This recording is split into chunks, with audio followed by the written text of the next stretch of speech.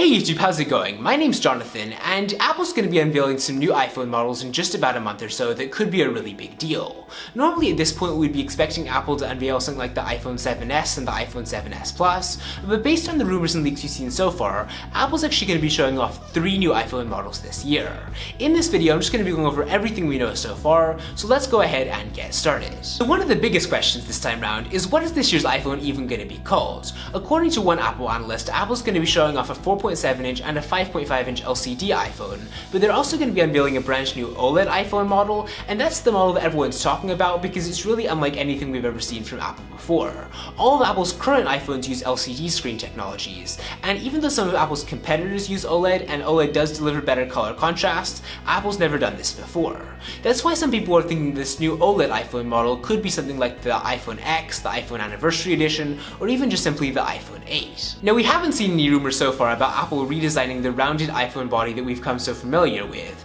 but there are some big rumors on the design front. The biggest thing is that this year's iPhone could actually be featuring a bezel-less display, a lot like what Samsung's already done with some of their Galaxy phones, and that would mean there would be more like a cutaway for the camera at the top and no physical home button on the device at all. This has been revealed by a number of different leaks, including one by Apple itself when it actually showed off the design for the upcoming iPhone model in the firmware for its HomePod speaker. Now, with the death of the physical home button, a lot of people are predicting that Touch ID is going to be going as well, that Apple's going to be replacing it with some kind of facial recognition technology or iris scanning software, but it's also possible that they might just move the Touch ID sensor under the screen or possibly round to the back of the phone. According to a new rumor from BGR, Apple's actually going to be putting an elongated power button on the side of the device, so it's also possible that Apple could be hiding Touch ID under that as well, which would be another interesting possibility. Now, another change to the upcoming iPhone model could be around the back of the device. According to some leaks we've seen so far, rather than the horizontal camera orientation with the 2 cameras side by side that we saw in the iPhone 7 Plus,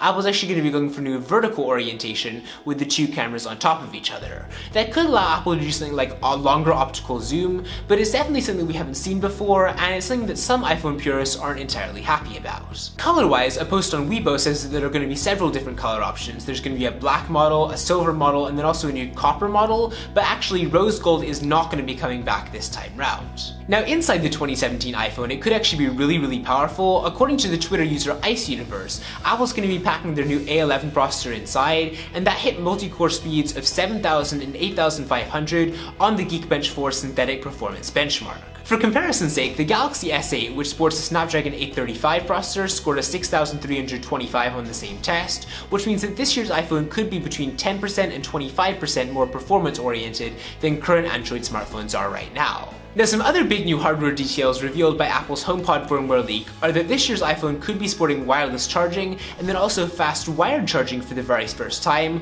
which will make this one of the very fastest charging iPhones to date. It's also possible that the 10th anniversary iPhone will have tap to wake functionality, and then also even the ability to recognize expressions on your face. According to one leak revealed by Mac Rumors, the iPhone 8 could also have both front-facing and rear-facing cameras capable of recording 4K 60 frames per second video. Just for contrast, the current iPhone 7 and iPhone 7 Plus are only able to record 4K 30 frames on the back and 1080p on the front. Now, when it comes to the charging port, Apple's probably just going to be sticking with what they did on the iPhone 7, which is just having the single lightning port. They're probably not going to be bringing back the headphone jack, and they're probably also not going to be switching over to USB Type-C, as the Wall Street Journal reported way back in February. Now, there isn't a whole lot more that we know about Apple's upcoming iPhone, except that it will be running obviously the newest version of iOS, and then as far as the price goes, it will definitely be more expensive than Apple's current iPhone models. The iPhone 7 and iPhone 7 Plus are in the $700 to $800 range for the base models, but according to some reports we've seen, the iPhone 8 is easily going to be starting at $1,000 or higher,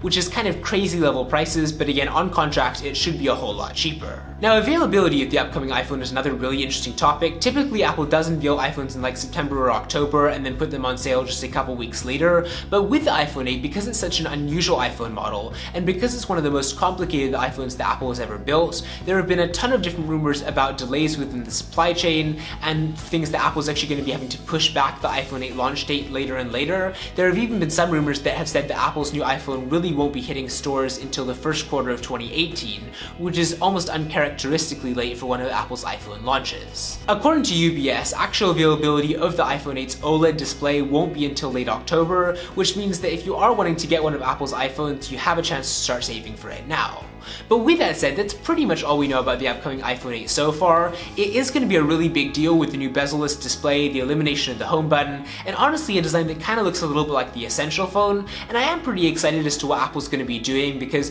the iPhone 7 and iPhone 7 Plus last year were kind of underwhelming. A lot of people predicted that they'd be a much bigger upgrade, but they really weren't, and there's a lot of pressure on Apple this year to do something really impressive with their new iPhone model. But once again, give me your thoughts in the comment section down below, leave a like on this video if you enjoyed it, and with that said, I will see you next time.